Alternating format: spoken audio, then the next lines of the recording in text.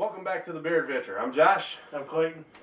We're going to do a one-off. This is the Palma Louca.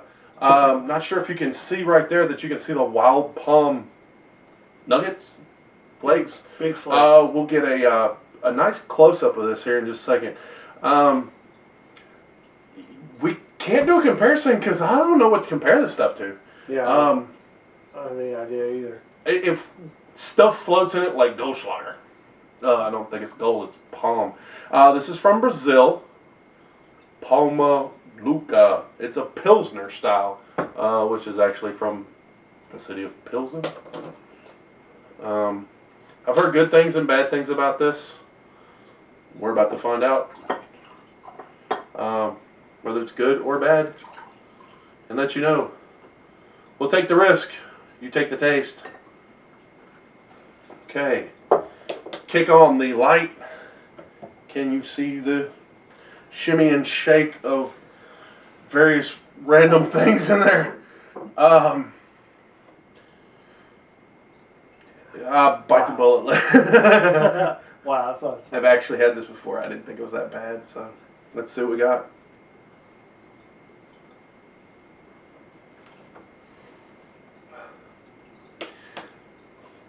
Okay, it's tough to say. I like it, but there's definitely kind of that Mexican beer thing going on. There's a little something extra. It's a little sweeter than, like, say, a Corona.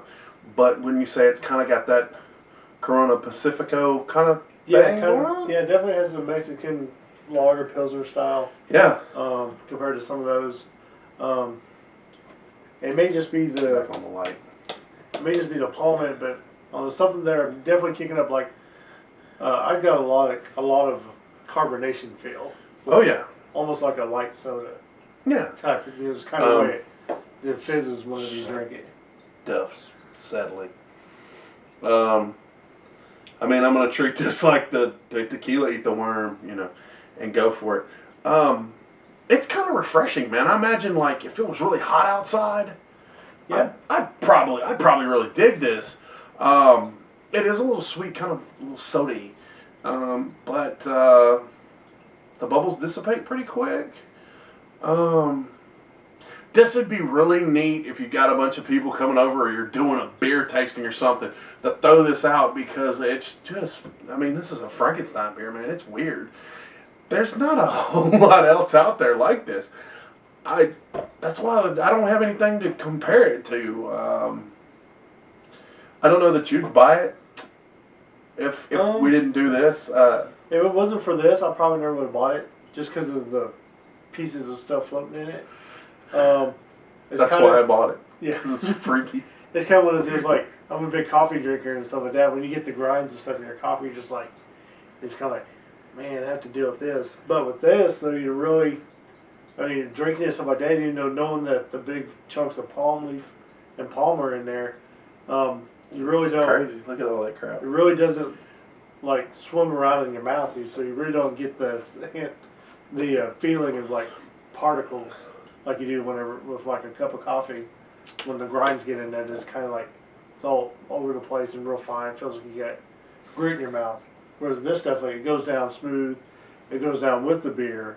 So you really, even though you can see it floating around in there, you don't really have the sensation of there is fiber and stuff. Yeah, there's no fiber. So this is a close-up of the stuff that's in this beer. You know, this is the novelty item of this beer. It's nice. It's a little sweeter, but unfortunately, other than this in there, there's not a whole lot to this beer. I enjoyed it. I'm glad I drank it, but not so much something that I would keep around. Don't discount it. Give it a shot. What do you say? It was pretty enjoyable. I'd give it probably like a 7. 7. Yeah, because a good flavor, a good light flavor, not like there, but it's, you know, real comparable like Corona and some of those stuff like that.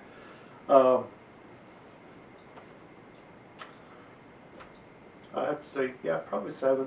Because like The novelty factor hit him a lot harder than it hit me, Mhm. and I'm the one that even bought quite a few of these.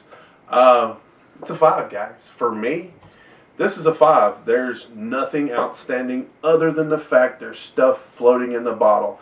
Kind of refreshing to a point, but there's so many other beers on the market that I can get that same thing from for a lot cheaper. I'm definitely glad I've tried it. Mhm. And Yeah. if you're having some kind of function, like I said, man, this thing's neat. You know, would I buy a 6-pack to keep at the house? No. No way. You know, this isn't a cellar beer. This isn't something I keep. This is something I'd get for an event. We'd drink it. We'd all laugh about it. We'd talk about it 6 months from now. We'd talk about it a year from now. But it's so. Yeah, definitely. Like I said, not only I would keep a bunch of them around, but like if I saw it, like I said earlier, I'm out and I'd be like, oh, I want something different, something like that, and I'd be like, well, I've had that before and I enjoyed it. So, pick up a single bottle of it, Yeah. and drink it. All right. Well, for the Beer Adventure, I'm Josh. I'm Clayton. Cheers. Cheers.